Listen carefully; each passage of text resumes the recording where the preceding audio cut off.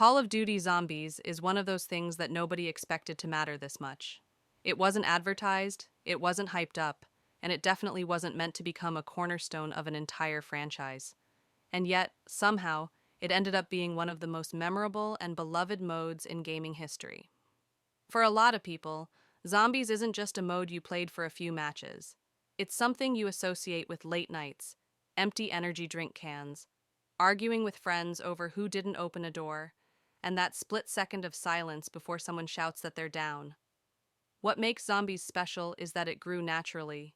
It didn't feel corporate or forced at first. It felt like a secret that players discovered together, something that wasn't explained and didn't need to be. You loaded in, the lights flickered, the undead started sprinting at you, and you figured it out as you went. That feeling of learning by surviving is what hooked people immediately, and it's why Zombies has lasted as long as it has. To understand how big Zombies became, you have to go all the way back to 2008 with Call of Duty World at War. At the time, Call of Duty was known almost entirely for its campaign and multiplayer.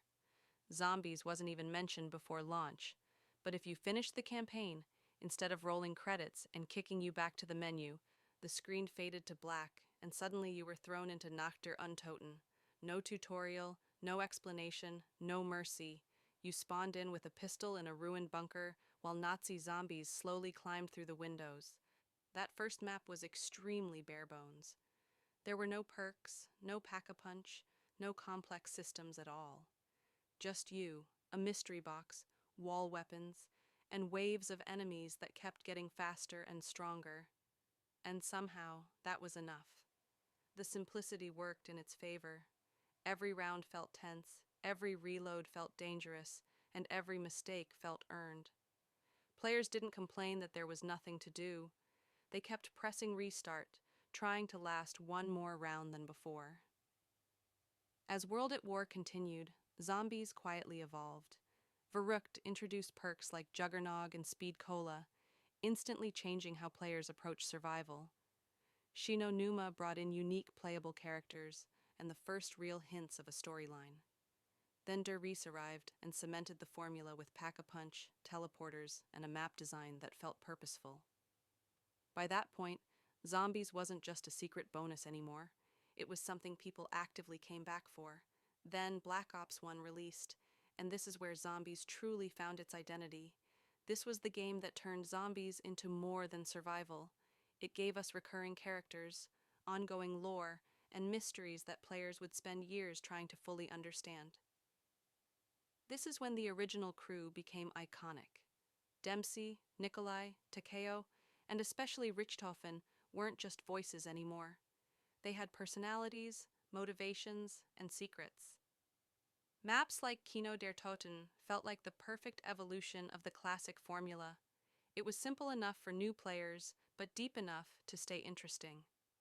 Ascension expanded things further with lunar landers and map-wide mechanics.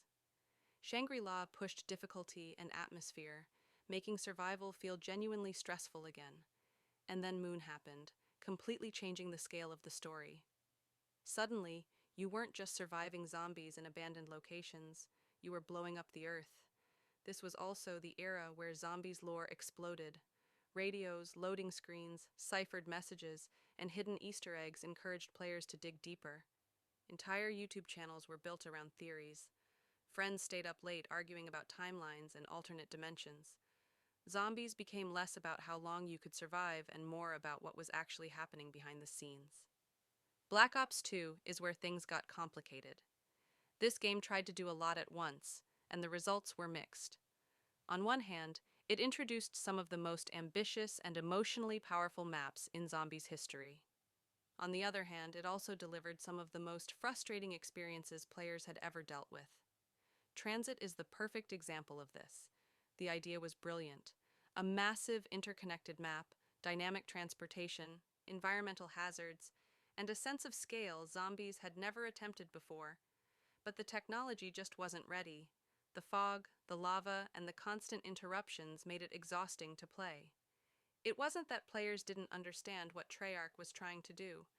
It's that the execution didn't match the ambition. At the same time, Black Ops 2 gave us Mob of the Dead, which is still widely considered one of the best zombies maps ever made. The atmosphere was dark, the story was tragic, and the ending was unforgettable. It proved that zombies could tell a serious story without losing its identity. And then Origins arrived, pushing everything even further. Giant robots, elemental staffs, deep lore connections, and a difficulty level that demanded teamwork and focus. Origins felt like a statement. Zombies wasn't a side mode anymore. It was just as important as multiplayer. Then came Black Ops 3, which many fans consider the golden age of zombies. Everything that had been learned over the years came together perfectly. Movement felt smooth, mechanics felt refined, and the maps felt carefully crafted. Shadows of Evil introduced a new cast and a noir-inspired setting that immediately stood out.